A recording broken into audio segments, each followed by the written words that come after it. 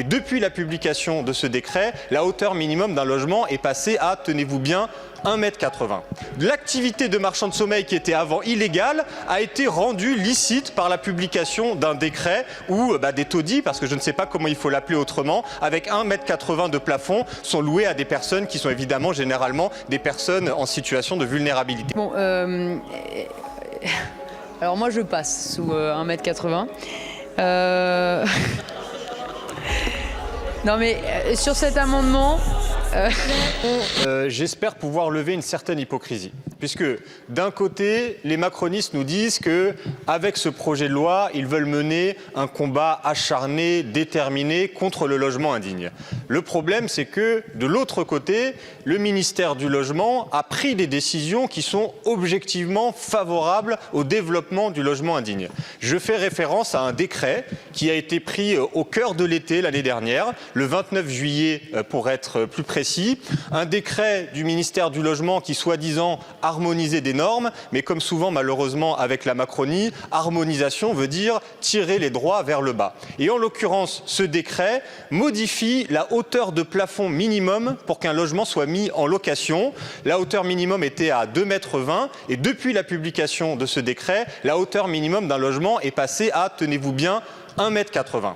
Alors je pense que cette décision politique, c'est objectivement aider les marchands de sommeil, puisque ce qui se passe, c'est que l'activité de marchand de sommeil qui était avant illégale a été rendue licite par la publication d'un décret où des taudis, parce que je ne sais pas comment il faut l'appeler autrement, avec 1,80 m de plafond, sont loués à des personnes qui sont évidemment généralement des personnes en situation de vulnérabilité. Ce que nous disent les associations, car elles nous ont alertés sur ce sujet, c'est que actuellement, il pourrait y avoir jusqu'à 1/3 des procédures en logement insalubre contre les marchands de sommeil qui tomberait du fait de la publication de ce décret qui, encore une fois, s'est placé du côté des marchands de sommeil. Alors ce que nous disons, c'est que ça suffit, la régression générale, la régression à tous les étages, la retraite c'est à 64 ans, l'électricité c'est plus 10% et le plafond maintenant c'est à 1,80 m, ça commence vraiment à faire beaucoup. Et on voit le résultat sur le terrain parce que depuis que le décret a été publié, eh bien ce sont des annonces de mise en location de greniers, de caves qui se multiplient.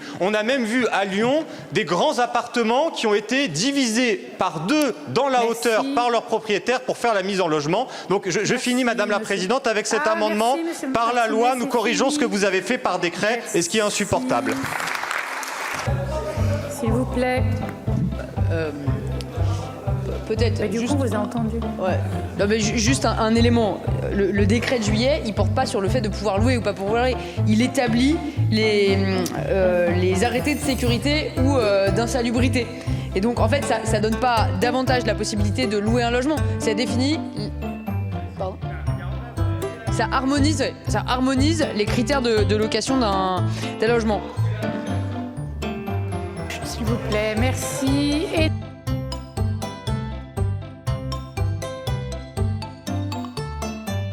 La meilleure proposition que je puisse vous faire ce soir, en toute transparence,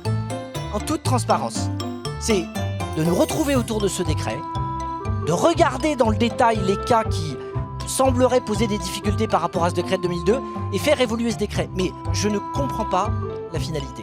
Puisque si nous adoptons cet amendement, nous disons une chose, un logement qui serait constitué d'une seule pièce, dont la hauteur de plafond est inférieure à 2,20 m, serait un logement insalubre.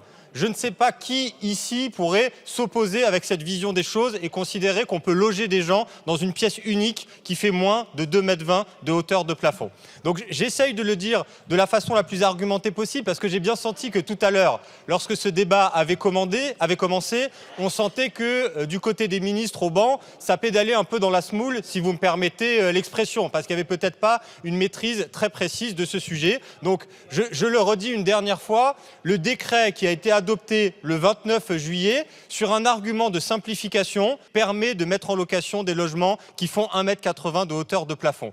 Chers collègues, disons-nous que ça ne va pas et à travers cet amendement, soyons raisonnables et revenons à la hauteur de 2,20 m. Si nous pouvions avoir un vote unanime de l'Assemblée nationale pour dire que 1,80 m, ce n'est pas une hauteur de plafond satisfaisante pour les locataires, je pense que vraiment on en sortirait tous grandis, s'il vous plaît.